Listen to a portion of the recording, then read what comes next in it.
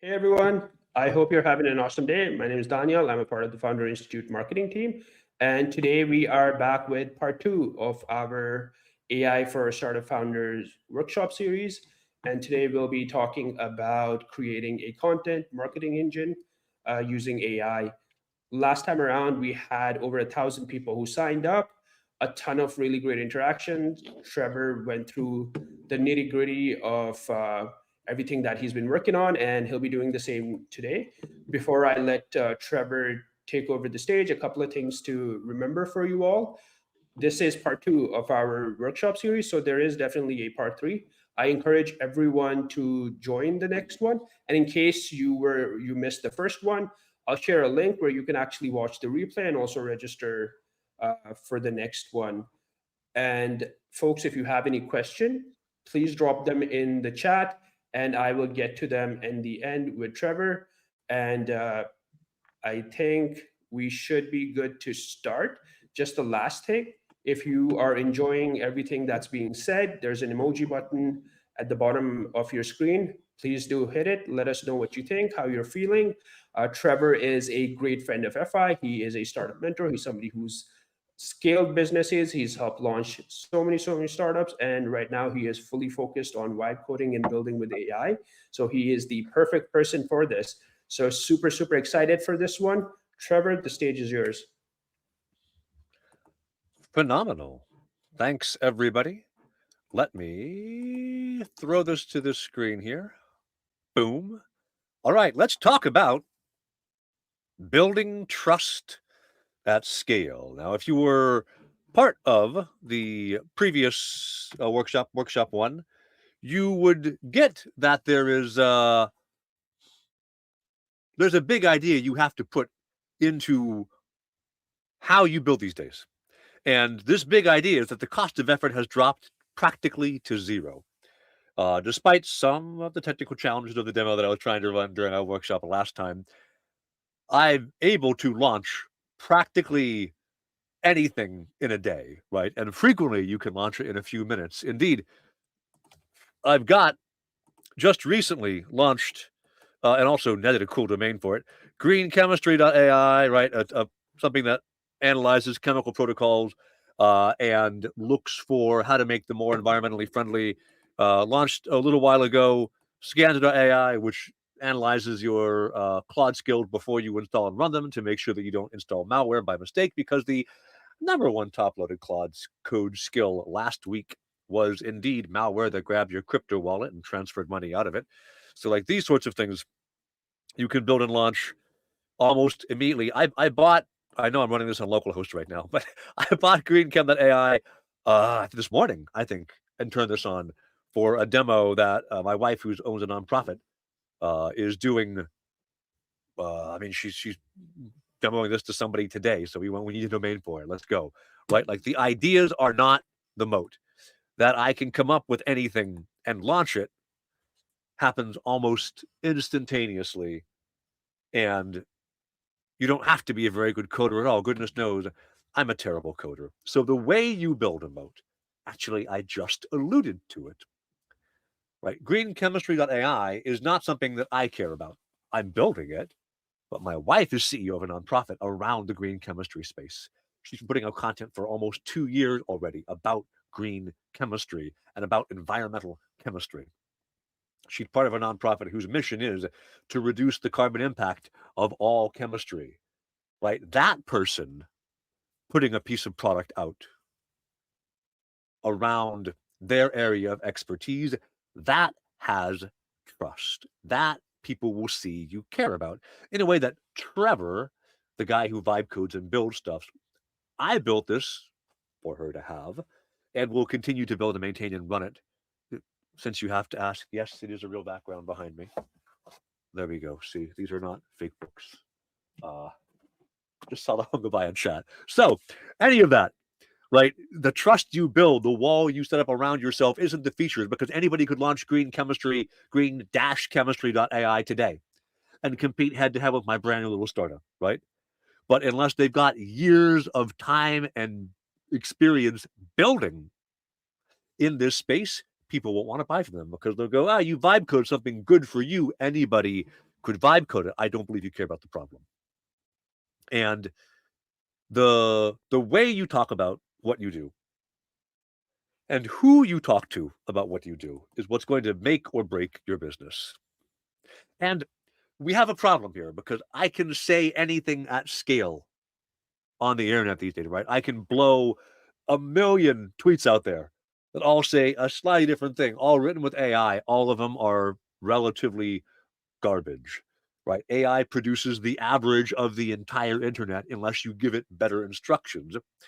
That means in general, you're going to tend to get the same kind of output that everybody else gets. And we've all seen that AI slop on the internet. You know, when you see a quote that says, oh, it's not this, but that, in response to something, or hey, the real fundamental shift is colon something, or you're absolutely right, exclamation point. Any of this stuff, these AI tells we see. So people don't want to see that. They want to see you, and they want to see you talking about the specific problem that they have. So there are many ways to grow and scale a business, right?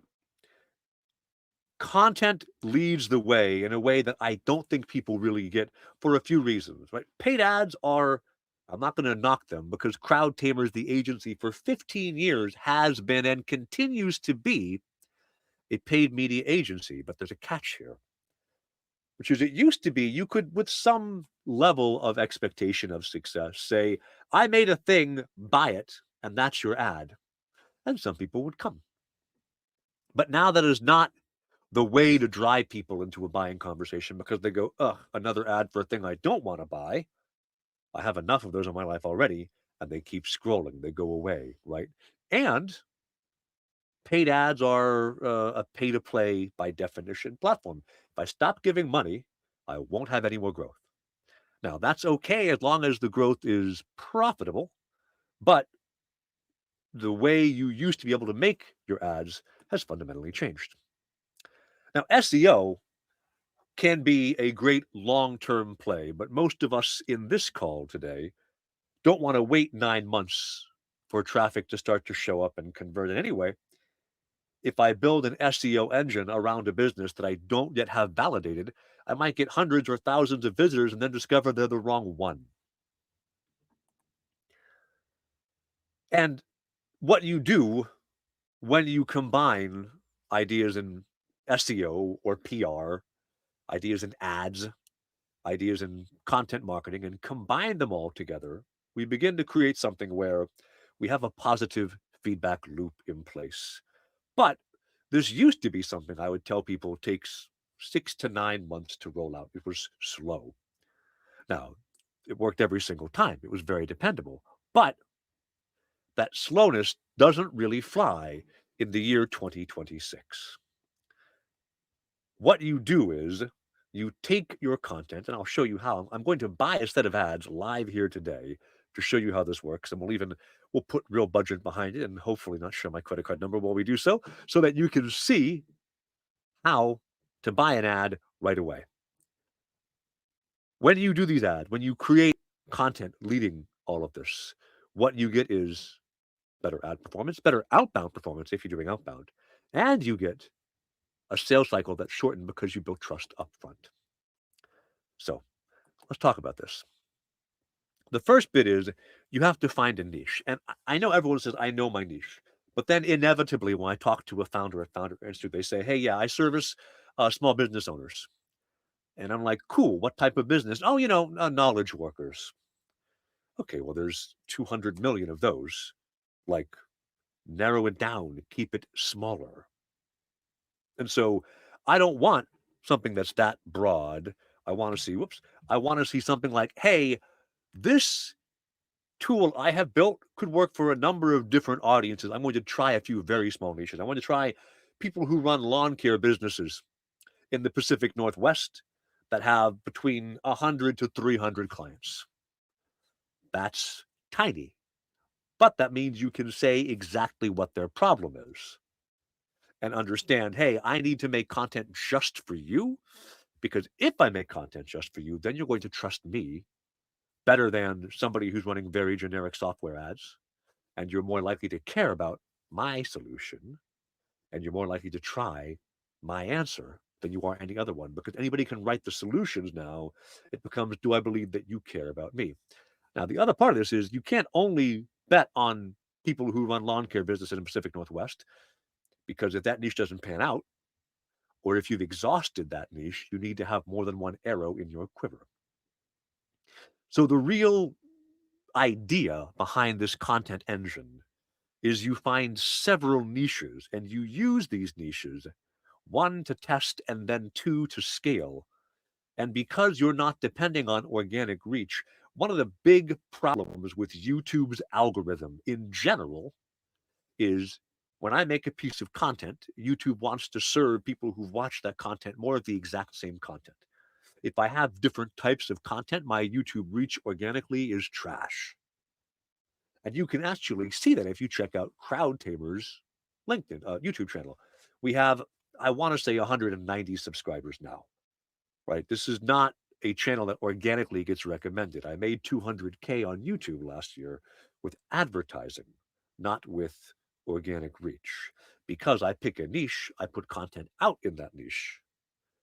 And then I make a different niche and put content out there. And if you watch niche one and you see content for niche two, you're going to scroll. It's not for you. But so my organic reach is throttled, and that's okay because I'm making content that makes me money. I'm not trying to be the next viral hit. So then we have to have content for a number of niches, but then we have a volume problem. How do I make enough good content for 3 or 5 or 7 niches? Well, you start with shorts.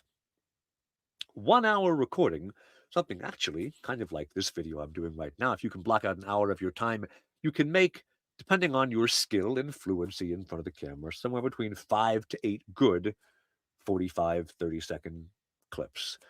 I've been doing this for a very long time, and my background, originally way back in the days, is theater. So I tend to make more like 12 to 15 in an hour because I come into it knowing what I want to say, and I usually get it on the first or maybe the second take. But that's me. You do you, right? If you can get 5 good clips, that means 1 hour gets you about half of what you need to really make enough content to keep a niche satisfied. So look for 10 to 15 shorts in one niche. And that's enough now. When we begin to put paid distribution into this, we're going to have enough where we don't just burn through all of our creative before we drive people into a buying journey. So then, once I've got a couple of shorts pulled together, I want to drive you to a VSL, that's video sales letter. But there's a catch. In the old school ClickFunnels style marketing as they taught it 5 years ago and before, your VSL is a landing page. They used to call it a squeeze page, which is a fairly unfriendly term. And the idea is the VSL was there to get you to say, hey, I want this $8 thing. And the squeeze page would slowly lead you to not pay $8, but then maybe 80 or maybe 300. And that's how they actually made their money, was by convincing you, yeah, $8 would be cool, but $300 would be way better. We're not doing that. Our video sales letter still sits on YouTube, because YouTube rewards you for not driving traffic off of YouTube. And so we only want to have that last video, the one that is the go sign up, go book a demo, go do whatever. That's the only one that drives you off the platform. The other ones are all just watch content on YouTube, because your cost per view is way cheaper when you have ads set for that. So VSL drives interest, you drive them to a page. That page's job is to convert. If you've done this right, shorts with paid distribution got your audience interested. The video sales letter with paid distribution has the audience now willing to consider. They go to your landing page, they do a free thing, they book a demo, they get a trial, they do something. And that's your job to sell them from there. So this loop can work in any niche. Because I'm not depending on you seeing me organically and finding trust over time. Instead, I'm depending on, you're in this niche, I have targeted my ads however I wish to target my ads, and then kind of flooded the end zone with 10 to 15 pieces of content. So over the course of a month, you're going to keep freaking seeing me. Keep scrolling on the shorts and going, it's that mustache again. Dang that guy. Next one. Right? But that prevalence means when you start to watch my content more, I drive you to my VSO, you go, fine. Fine. I'll continue. Let's go. So that loop is very modular, very rebuildable. Let's talk about how you do this. I'm going to grab a video real quick here in Descript. Whoop. And we're going to pick, where is one that I can upload here? So Descript, there's a bunch of tools that are similar to this. What I want to show you here is how easy it is to edit a video. Because if you are accustomed to, back in the day, you had to use Adobe Premiere or something. It was a very complex tool to make video edits. Well, here's a much simpler one. If you're able to edit a Google Doc, you're able to edit a video these days. So I've got my tooling here, right? I've got a video uploaded. How long is this thing? The full length of it is 31 minutes. Now, this is way too long for a video sales letter. Even if you're a lunatic like me who makes 10-minute sales letters sometimes on YouTube, you don't want to make one that's 30 minutes long. That's too long. So I can just read this and say, buyer trust is at an all-time low. Sure. I want to go to right about, there we go. There. I'm going to make this its own project, new composition. And we're going to call this is the wrong one. I'm going to call this our video sales letter. Then there are a few features. I'm going to use video sales letter. You can see how good my typing is these days. Okay. There's a few features here built into the script that also make things very handy. The first one is, in the AI tools, I can throw on eye contact so that I'm looking at the camera the whole time, even if I was reading notes. For those of you who really feel awkward and have to, oh yeah, what tool am I using here? Descript. Does it show up anywhere on the title here? There you go. You see in the upper corner, Descript. I would note this tool is like $40 a month, I think, $50 a month. It is quite cost effective given how easy it is to use. So I can also, with AI tools, ask it to do things like edit for clarity, right? I've got a 4-minute video and I ramble a bit. You can see a here. I'm probably looping and reiterating at least once or twice in here. I can just say, clean this up. I don't want to edit crazy, but I'm also going to allow you to, what is this here? Hang on. There we go. I haven't assigned a speaker yet. I've actually put my voice in here. Oh, but not on this device. Okay. So normally when you have speaker install, which I have it on the web, but not on my local client here, you can actually have the AI reword you and try to paper in some of the gaps with your voice being put over whatever the AI thinks you need to say. It's actually kind of alarming. I can't enable it because I'm running this locally here on my Mac, but you leave Overlord to think it's going to have a go at tightening up this script without any human intervention required. Then you can also do things like, and I have successfully in the past done, right? Take the background away. This background's pretty busy. You can see I'm in the midst of redecorating. I finally got my encyclopedias down from behind me, but I haven't yet got all of my new bookshelves up in place yet. When that's all done, it'll hopefully look a little better back behind me as opposed to that kind of disordered mess, which I guess more or less reflects my brain. Regardless, as this runs through, it is done, right? You can see the grayed out lines here. So the problem is that the scope, right, it cut here in the last 6 months of 2025. Anything else it cut? It's cut a word here or there and shave this from 4 minutes down to 3 and knocked a minute off of it. Okay. Then the other AI tool I can use that might be useful here is I could say, remove the filler word. Now, I expect it already removed most of them, but let me see if it finds any more still. It's got the kind of. So there we go. I can remove that filler word, boop, and it skips past it, just to keep the velocity up for the speech. And then with all that done, I can say, awesome, that's what I wanted to see. Video sales letter. This is February 2026. And I wish to download this to a local export. Let's go. So that is all you need to do to turn talking into the camera into a first version of a video sales letter. There's a lot more I could do, right? I could cut myself up in the background and throw slides behind me. There's auto green screen feature built in here. I could add intro effects, exit effects. Like there's a lot you can do. But for a first attempt, that's really all you need to do. Do you have a hook that's strong enough to get people's interest? And if your hook is any good, then can you build this into something more compelling? I would note I also have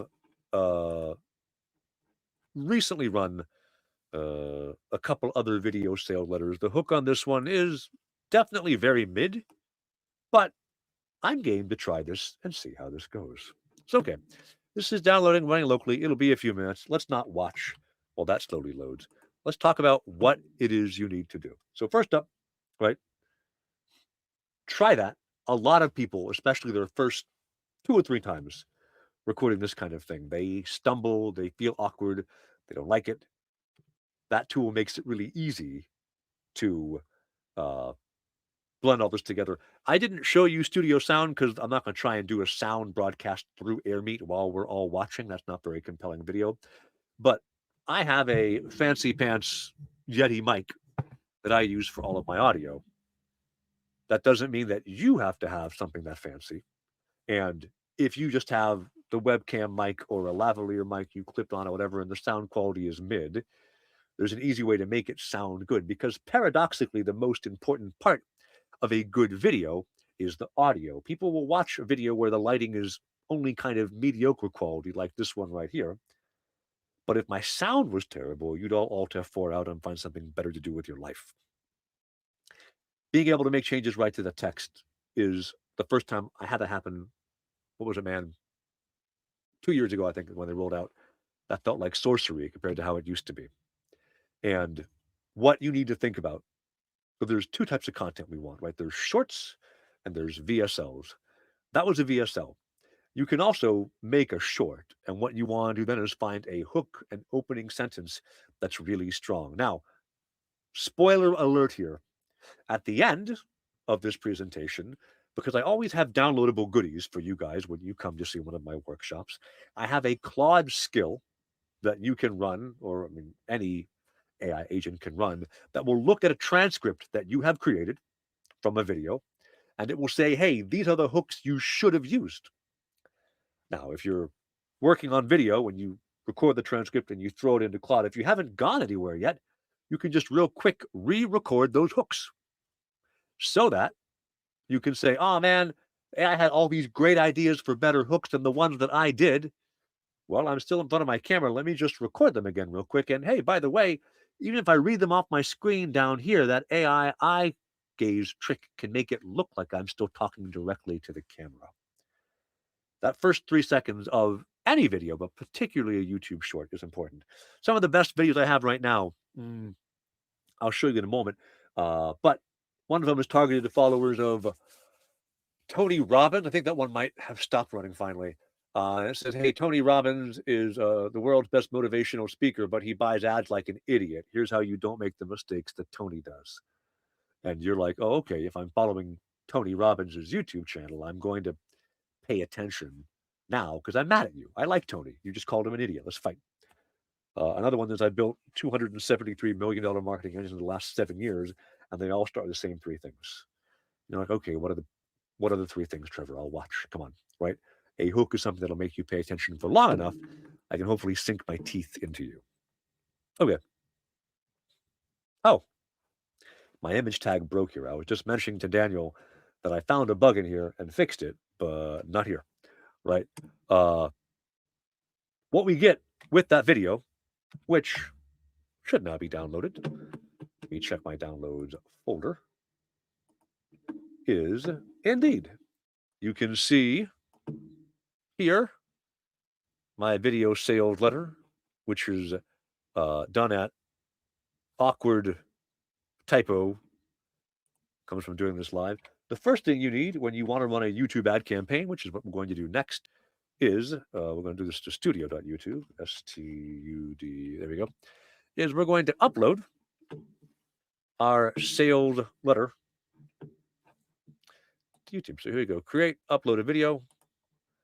I've got this one right here. And the name doesn't really matter because people won't see this, but we're going to call this Buyer Trust is Your Number One Problem for 2026. And then learn how to build buyer trust and reduce your cost per lead through the CrowdTamers content engine marketing system. There we are. I could make a YouTube thumbnail. I won't here. If you don't want to watch me do it. I'm curious to see what the AI generated thumbnails look like these days. I usually make mine AI generated. I just make them in Gemini and I use my face. What you will find is, because this is an ad, it's not something that someone sees the thumbnail on before they actually click on it. The thumbnail themselves don't matter, right? This is going to run as a pre-roll ad one way or the other. So, okay, it's not made for kids. Next.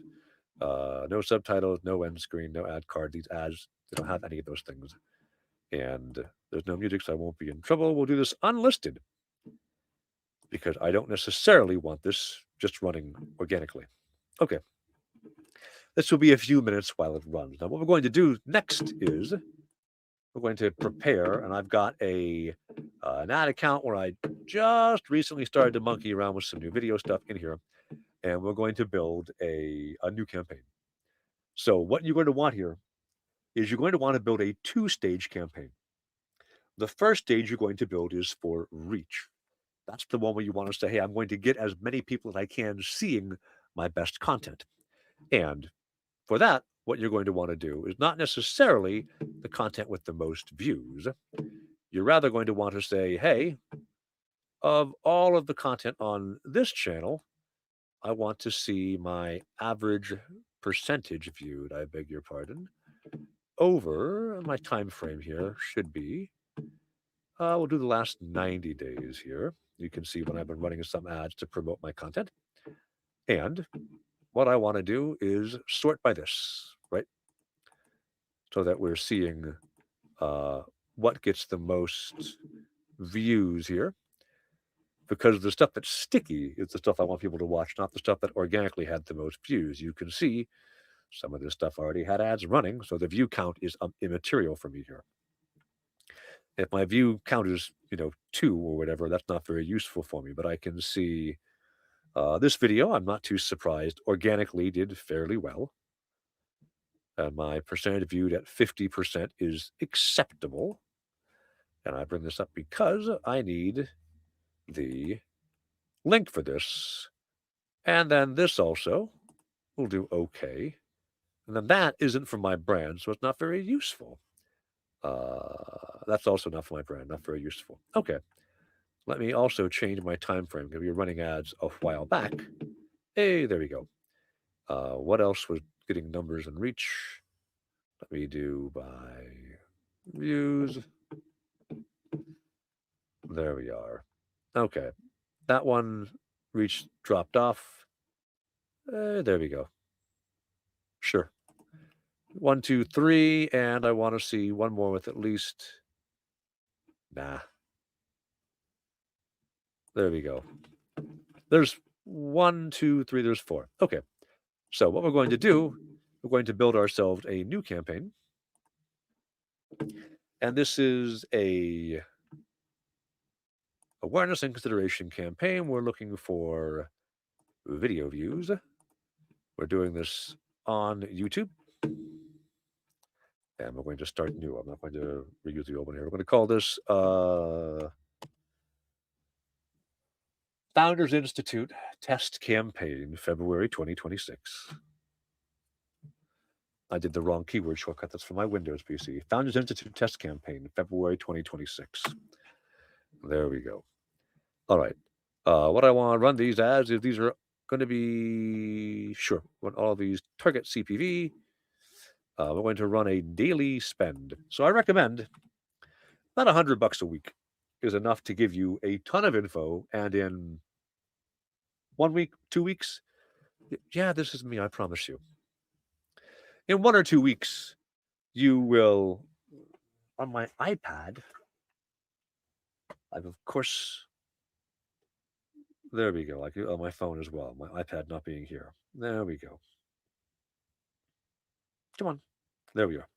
So, $100 or so a week will give you enough data that in a week or two, you will understand exactly whether or not this campaign is finding the right people for you or not. I'm going to run this only in the US. I am going to turn off the Google Display Network. The Google Display Network is the closest thing I can think of to internet cancer for your eyeballs. I would never recommend anybody run something on there unless they are quite sophisticated at building blacklists and blocking advertisers from seeing their stuff, because Google Display Network is where all of your spend goes to die. So, all right. No political ads. Nothing rated here. This ad group, sure, whatever. We're going to call this first layer ad campaign. Now, this is where YouTube gets to be interesting, because I can target by a lot of different ways here that's going to be very relevant for your business. Everything before now is the same for everyone. This is where it's going to be different for you. I know, in my case, I might want to search for things such as change my demographics here, right? One thing I do always do is switch that to be whatever age to 64 and not 65 plus, because YouTube and most of the ad platforms treat a 67-year-old as exactly the same as a 95-year-old. And of course, that 95-year-old is almost certainly not in the market for a business solution, the same way how a 67-year-old very possibly could be. So, okay. In here, we get the ability to do a few things. One is just to pick and say, hey, I've got a, why don't just pick and say, hey, like, you're interested in this segment. Cool. I want to advertise by that. That's a pretty big segment and you won't run out of views. But the other thing you can do that is more interesting to me is to say, I don't want that segment. What I want to do is look by keyword. And I want to say something like, as an example for me, one that works well frequently, HubSpot pricing. I don't sell a CRM. But if you're in market for HubSpot pricing, odds are pretty good you're thinking about a B2B marketing solution. You're trying to figure out your marketing action as a B2B marketer. So if I advertise on someone who searched for that, and this is what's relevant, right? You search Google for this. And then what you see is I'm not running when you search that term. You don't see me next to that search term.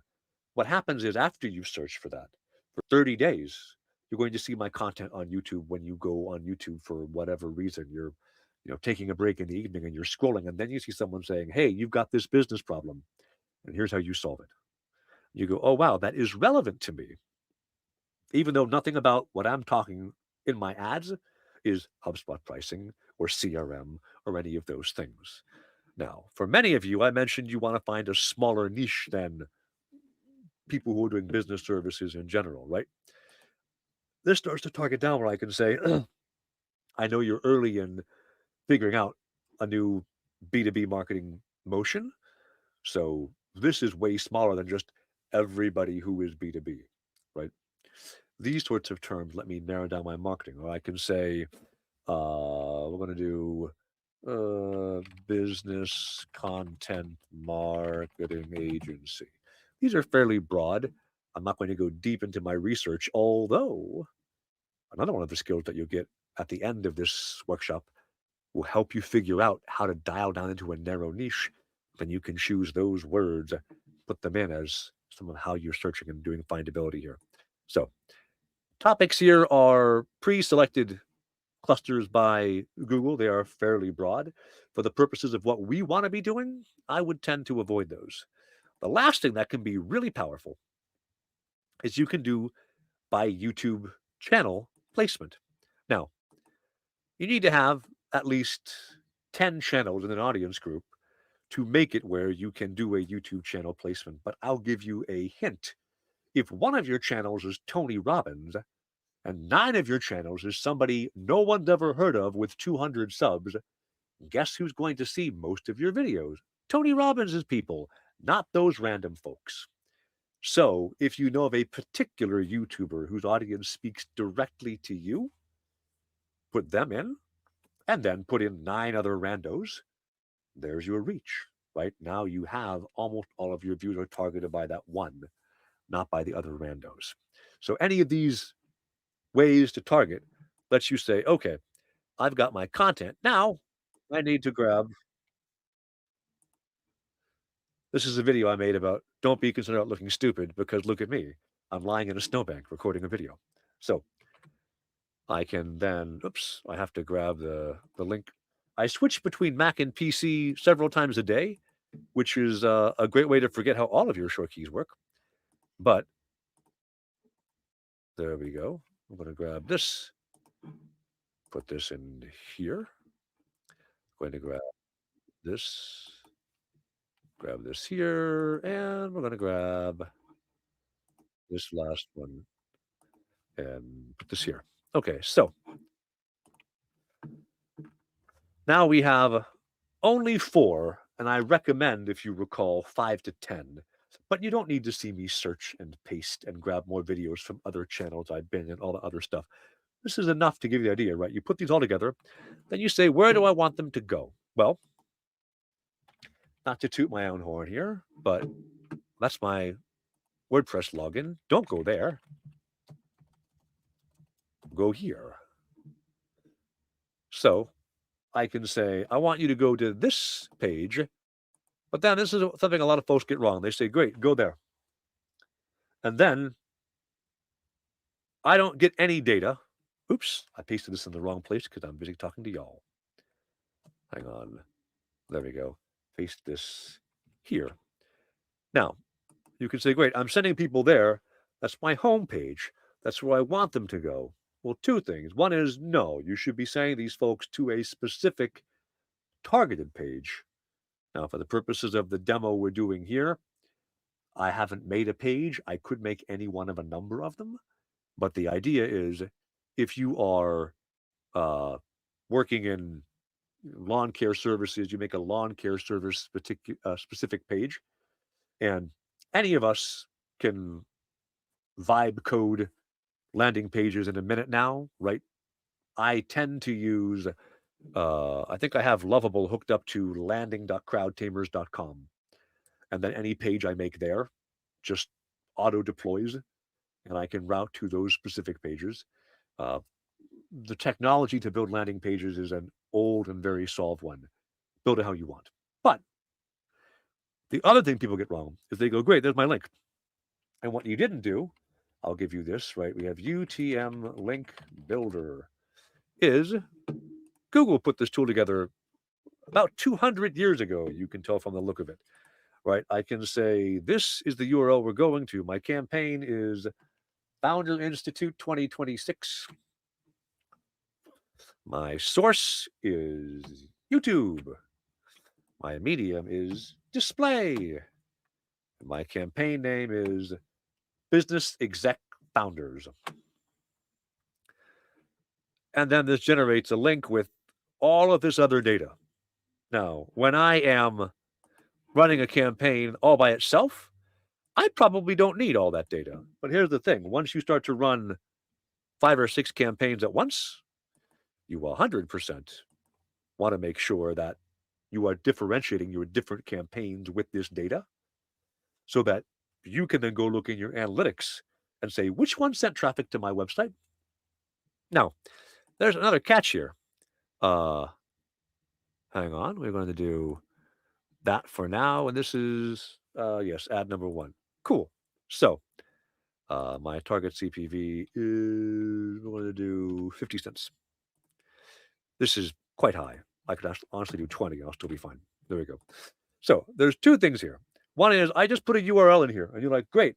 So when I run these ads, I'm going to see clicks, even though this is a reach campaign, I'm going to see clicks on these ads go to that destination. And that's a lie. And Google will cheerfully, completely lie to you because you're going to see. Let me go back to, is this campaign live enough to have any clicks yet? Hang on, let me clear this out.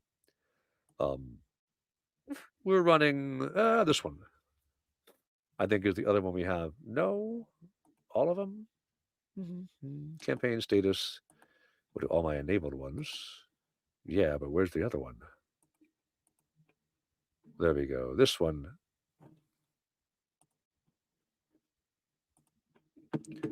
Oh, this just turned on. All right. So when you're running these, you will find clicks, true view. Where can I show you a campaign that won't get someone mad at me? Sure. I know what I can do. Do I have the right? These guys. We ran a small campaign for them a little while back, which was running through here. I want to show you the stats here again because they would lie to you, right? They say 83 clicks. And these 83 clicks, you're like, oh, okay. I sent 83 clicks to my website. No, you did not. Those 83 clicks on YouTube represent a click anywhere in the ad, on the ad, expand the text, doing anything. The only way you're going to know what clicks went to your website is to go look at the actual analytics on your website side of things. That's why it's important that you actually tag these things so you can properly monitor and measure them. Because you might think, wow, my cost per click here, right? $150, 83 clicks.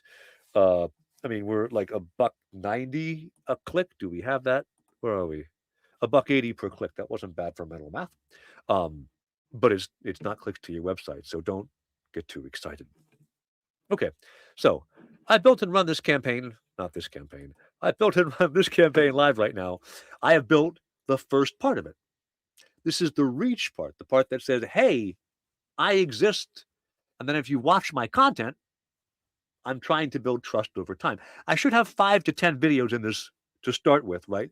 We're using 4 for now. It'll be fine for the purposes of what I'm doing today. Now we have to build the next campaign, which is I want to send traffic to my site. Or if you're more advanced and you've got a little more spend, you can do leads or conversions, either of these, right? But when you're just starting out, you probably haven't got all of your tracking working. Website traffic is much easier to track and optimize for than sales and conversions actually are. So if you start with website traffic here, your spend will be lower. And then what you want to see is, why are you not liking this? What are my 2 actions? Oh, they're all inactive. Interesting. It's possible because I haven't run campaigns from this account for a while. It thinks they're inactive. I know they are functioning and they are reporting. All right, we're going to run video ads. Don't do PMAX. If you start to run Google ads, Google will tell you, hey, you should run PMAX campaigns. They make a lot of money.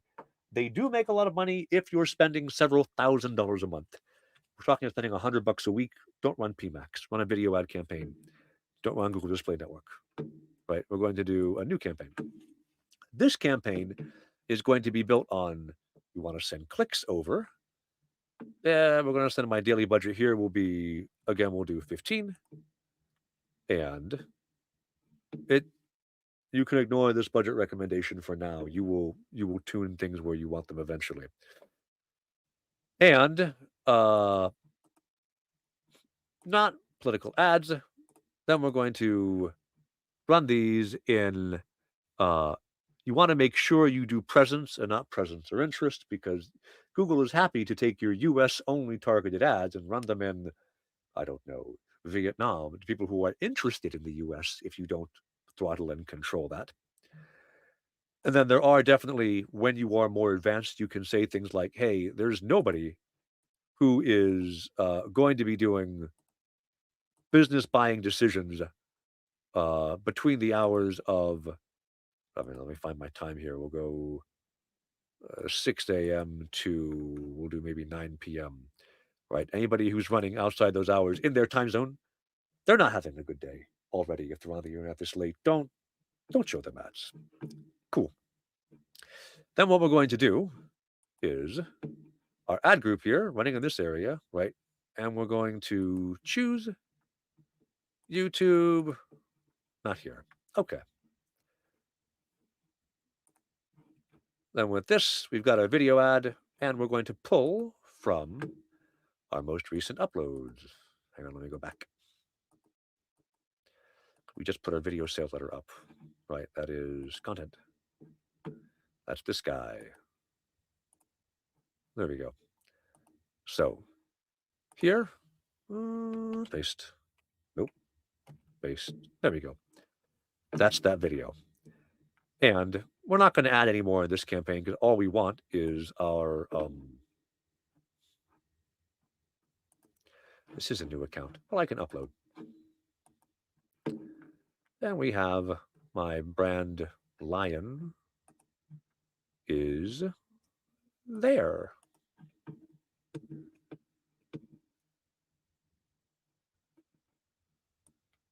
You vex me. I need to send the brand line without the text. Give me 1 second. Not that one. This one. It is there. Okay.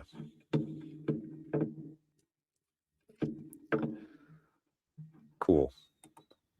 Now, we have both of these. Nope. There's my logo. Then text. We have get all of your content marketing solved for you. Oh, wait, this is shorter than that. Yep.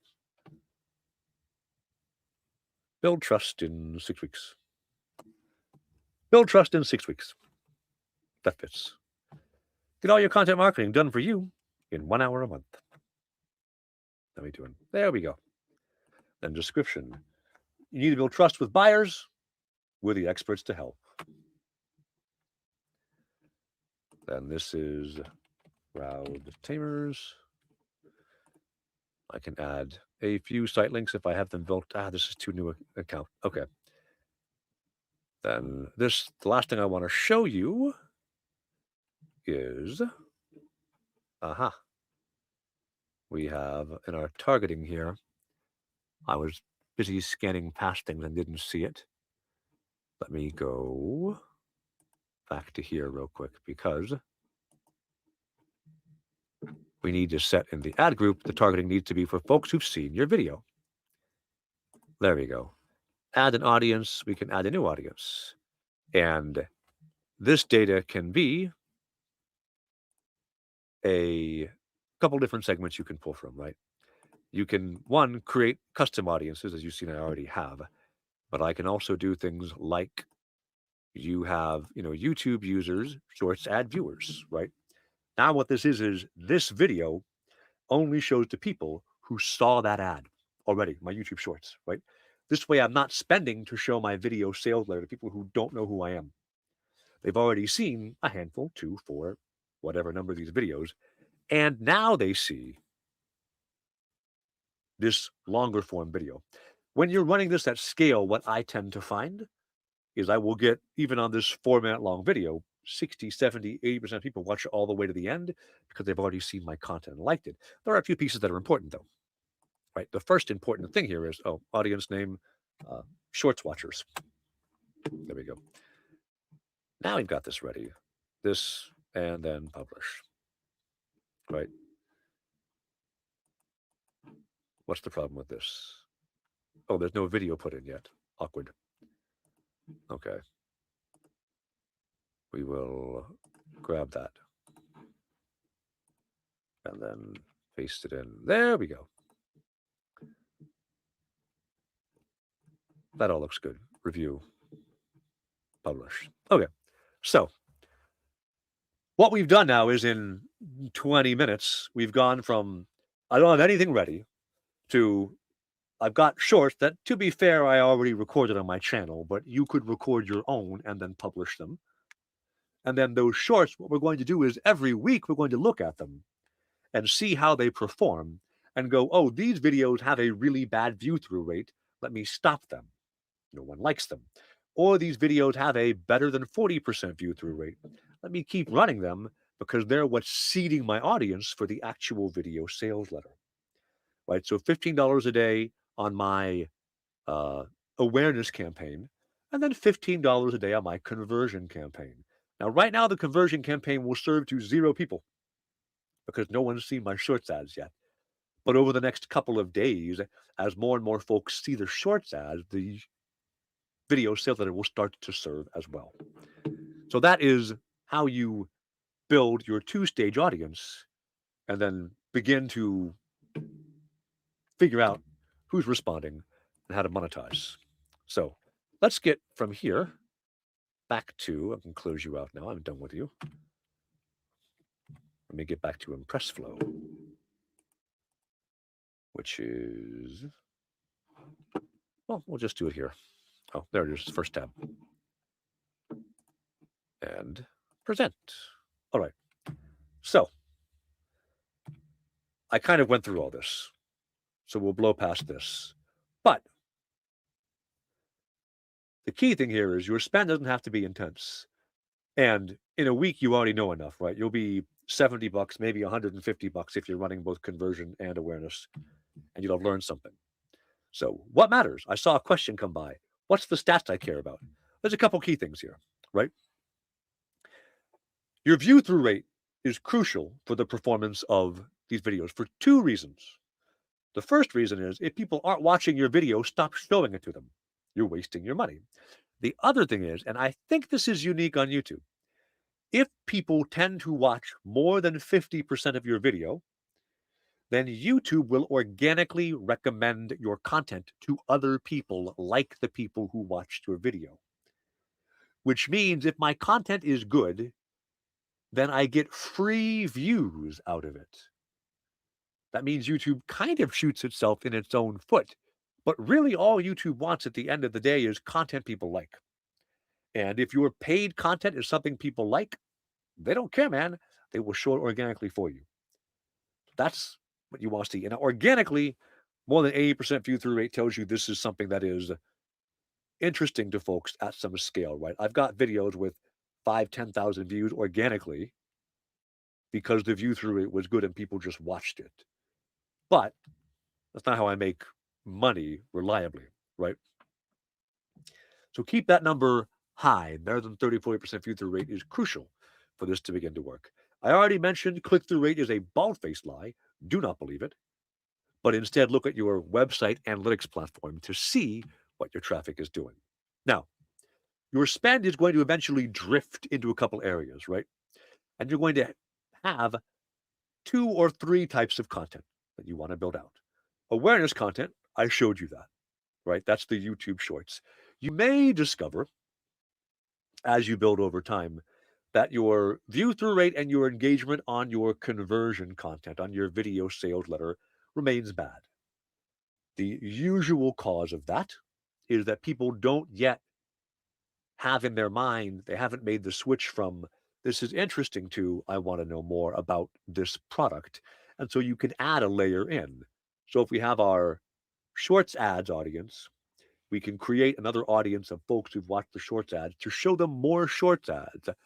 But those shorts will be thinkier. They'll be a little bit more like not just here's a fun thing or here's Trevor lying in a snowbank, but instead it will be this is a problem and this is how you solve it. And I've told you how in 45 seconds. And then that builds more trust in your expertise. And then you serve conversion content.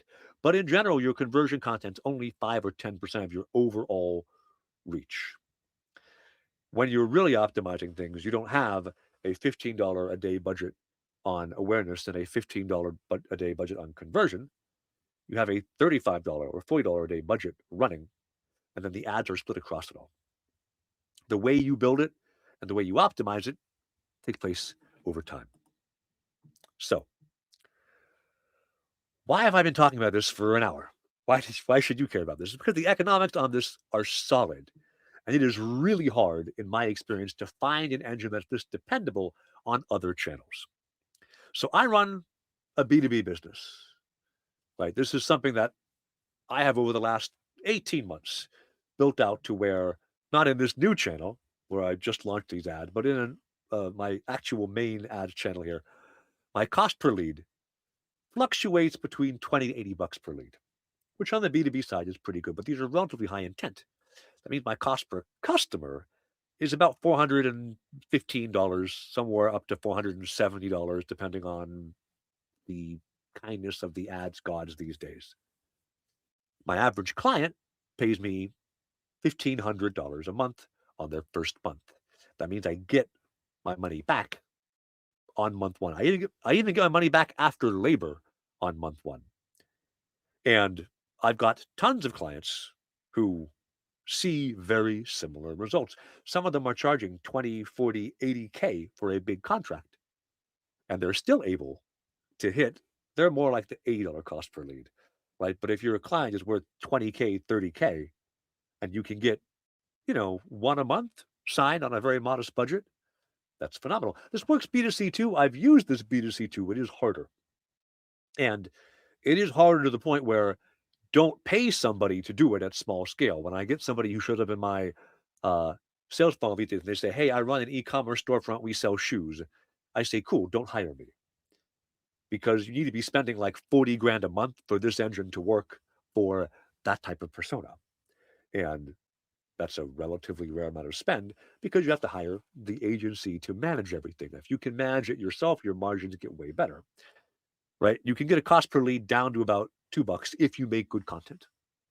That means your cost per paying customer, $12 thereabouts. If you've got especially a multiple purchase action on the B2C side, this can work. It is a narrower margin. I like this way better B2B than B2C. On B2B, it is stupidly valuable. On B2C, it's yet another tool in your arsenal. Okay. This also can go away prompt. This also can go crazy places. You can make fully AI generated video these days if you, the founder, are not comfortable on video.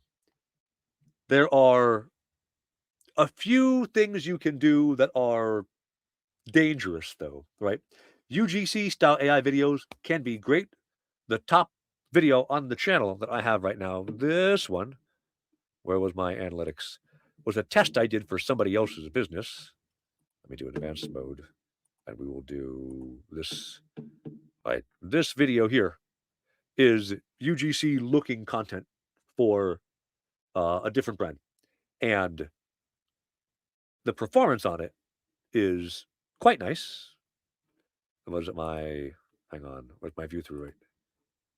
This one, average percentage view. There we go. The content performance on it was probably the best of anything I've got running right now. Yeah, very, very high, right? But the catch here is you can easily say things that will get you in trouble with Johnny Law. Because if you say with AI generated video, hey, I tried this tool out and I found it phenomenal. Well, they didn't. It's AI. It's fake. And the SEC and the FCC are going to start pursuing people who use AI generated stuff that says false claims because that's not truth in advertising. So be careful when you make AI generated stuff. You can say, you should try it out. This can achieve these results. That's perfectly fine language, but don't have it say me if it's not a real human. You can also use, and I actually have one of the videos that I had in the script, which I didn't showcase. I won't because the founder hasn't approved it yet to go live. The founder tried to record a video sales letter and they just couldn't make themselves do it. And so I went, don't worry, buddy. Let me take the first 30 seconds of the video sales letter that you made that was rough but usable, and I'm going to AI generate the entire next 3.5 minutes of that video, where we have natural looking gestures, where we have that person's voice cloned as well as their face cloned. So it still sounds like them talking. And then we made the full video.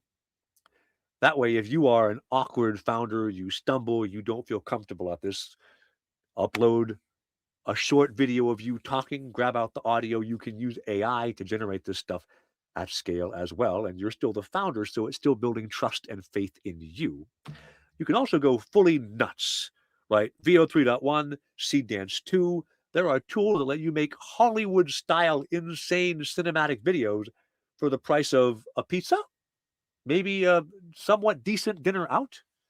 Things that used to cost 60 grand to film and take months to prep and cast and light and location scout and all that, you can do in an afternoon in your boxer shorts sitting on your couch.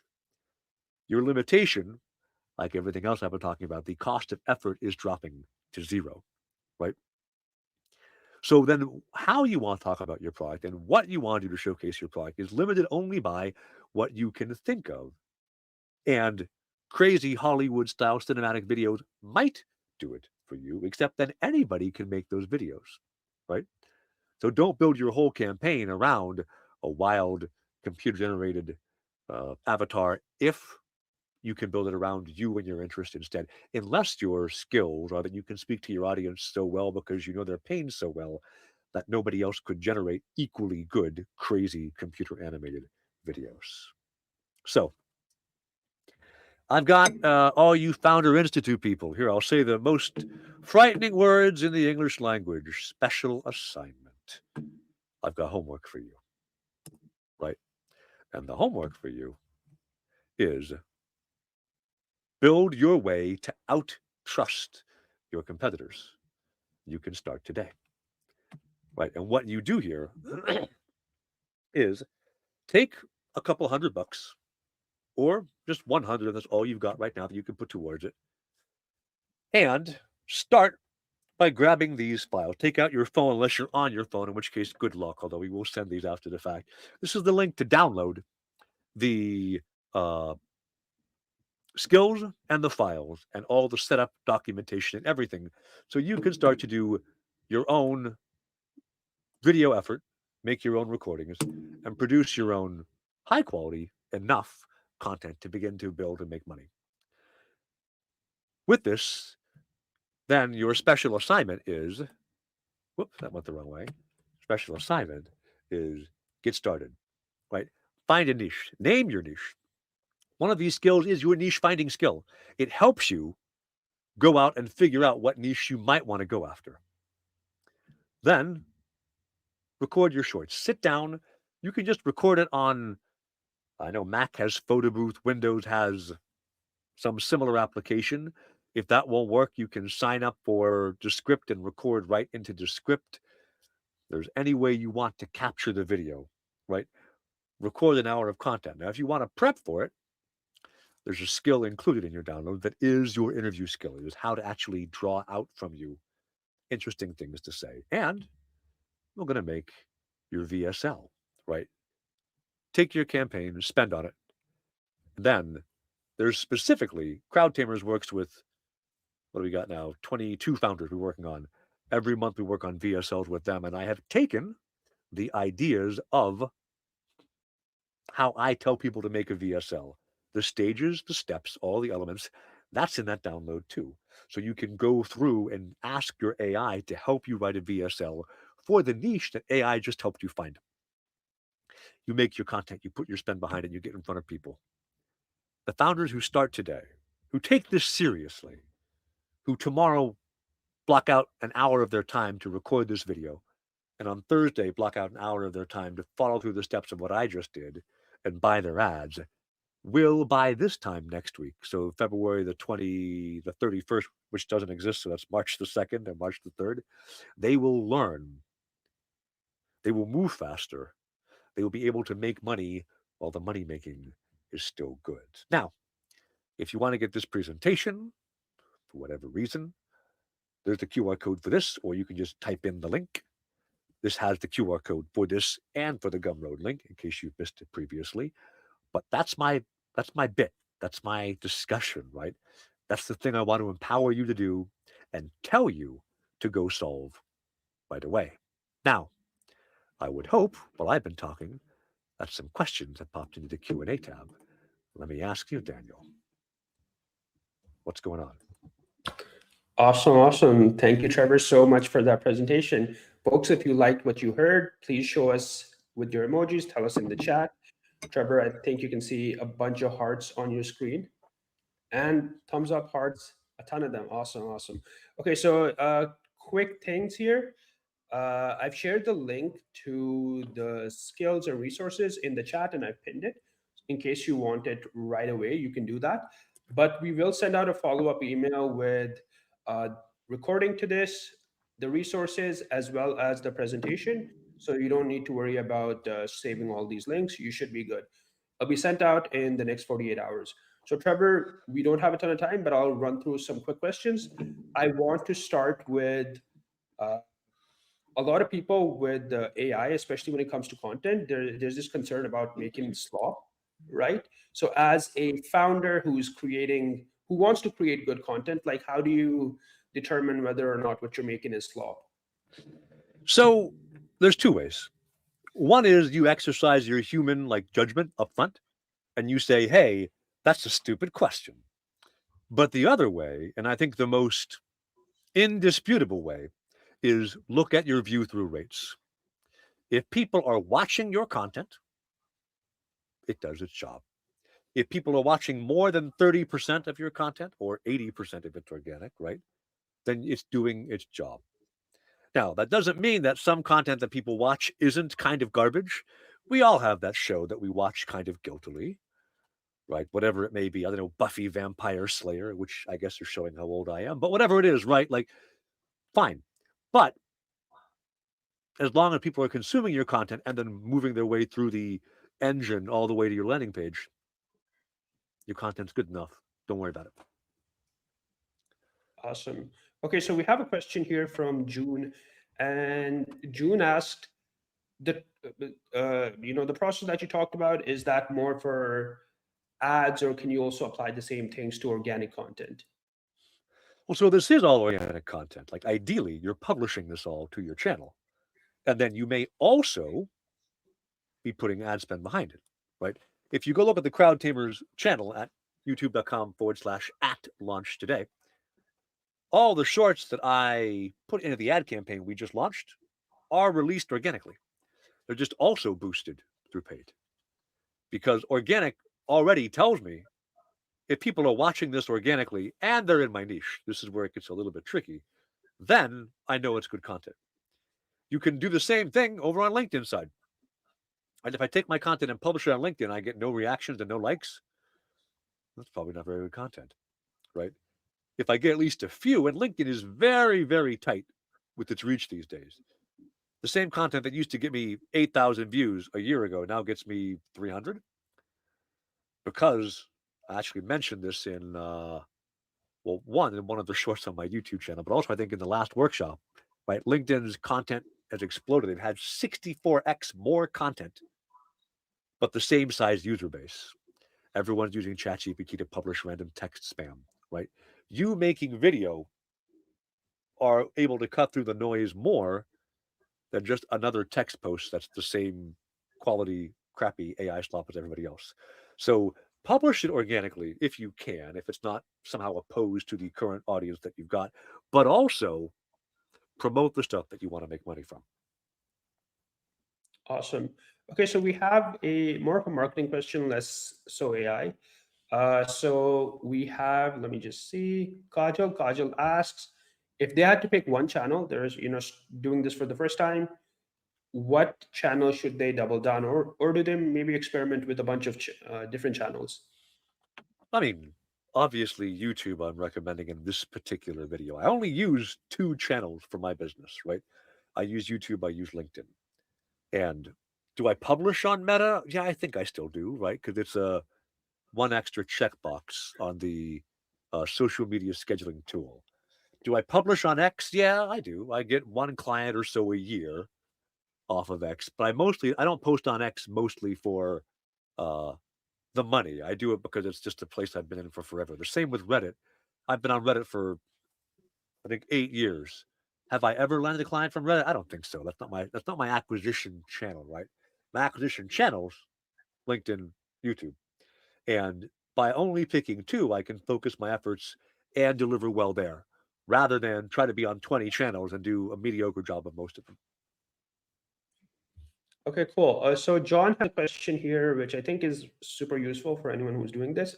So should you make a landing page on your own domain, or do you use like one of those throwaway services, maybe something like Card or even Replit? I know you can connect your domain, but like, how would you think about it? So, for an advertising point of view, it doesn't matter too much, except if I'm on, landing or try.crowdtamers.com, right? Which is where I think my landing pages used to go. Try.crowdtamers.com/something. At least I know this is the business, right? Card.com/random jumble of numbers, a little bit lower trust. The setup time and the setup complexity is so low these days. Like I set up greenchemistry.ai today, right? And I have, again, I'm not a very good dev. My AI writes the code, it pushes it to GitHub. I have my GitHub repo synchronized to Vercel. Vercel automatically deploys it for me. I don't do anything. And then I went into Vercel and said, hey, I want a custom domain. And said, hey, you put this number in on the domain name server in Namecheap.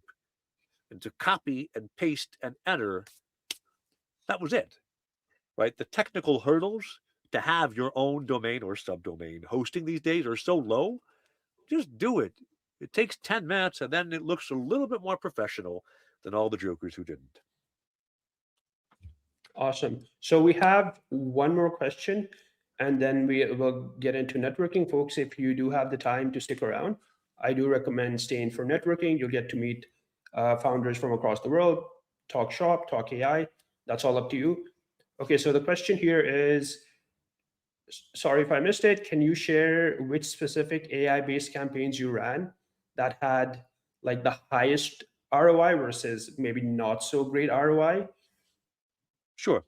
So when I talked about this is AI-led content, right? There's two things here that I see in the chat are going by. One of them is you didn't use a lot of AI, Trevor, and I'm going to argue with you because everything around Descript was AI selection of the best part of that video, AI editing of that video. And then when I'm working on how do I generate my business ideas, how do I use a Claude skill, I showed that on the last workshop. I could have shown it again here, but we already ran pretty tight on time, right? Uh, Using AI to help you formulate your ideas, using your human brain to say, of the 6 things you propose, I like these 3. Let's go. Recording the video, having AI do the edit work for you. So you just click 1 or 2 buttons and say, great, export and publish. And then I would note the entirety of Google's ad buying system, like how they place ad now is all AI. So these campaigns use AI not in the sense of I'm talking to ChatGPT, but in the sense of AI is functionally crucial to the creation and delivery of every single asset you see throughout the entire sequence. So that said, uh, campaigns I am running right now that are doing well. I'll give you one. So one of my clients right now, they do workflow automation. They are an AI integration agency.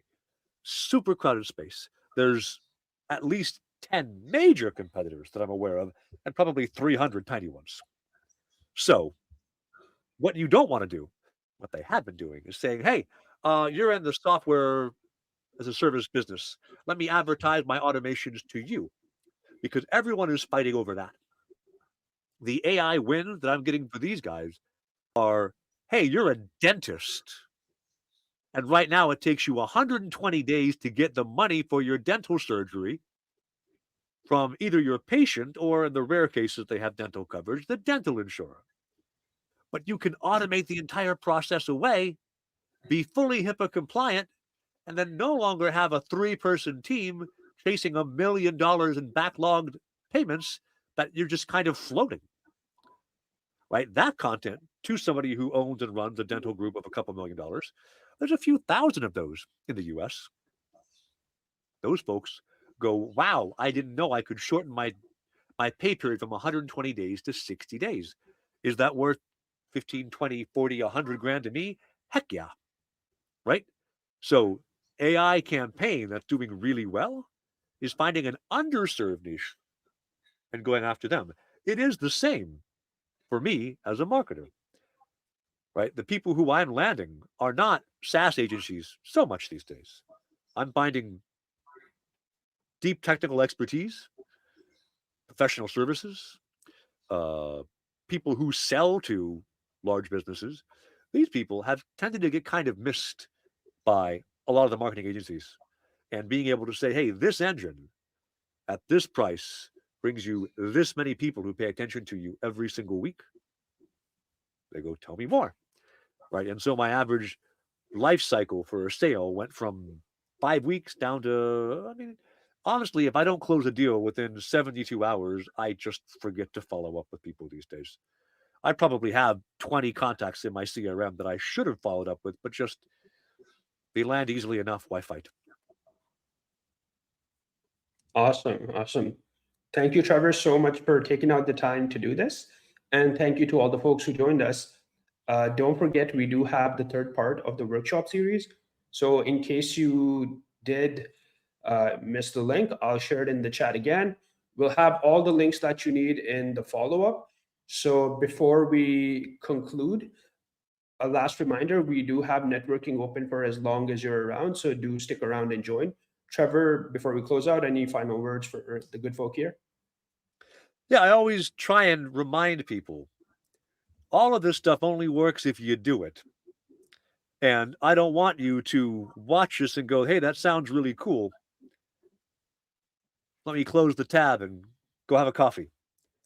I want you to be energized. I want you to go solve this problem. If you can't solve the problem, hire someone to solve it. Not even necessarily CrowdTamers, although of course I want you to hire CrowdTamers, but go hire someone if you can't solve it. Because this is the difference right now between success and failure in 2027. And I can't impress on you how important it is to find a niche that you can own that no one else is fighting over. Awesome. Awesome. There you have it, folks. Do the work. I hope you all have an awesome day ahead. We'll see you in the next one. Take care, y'all.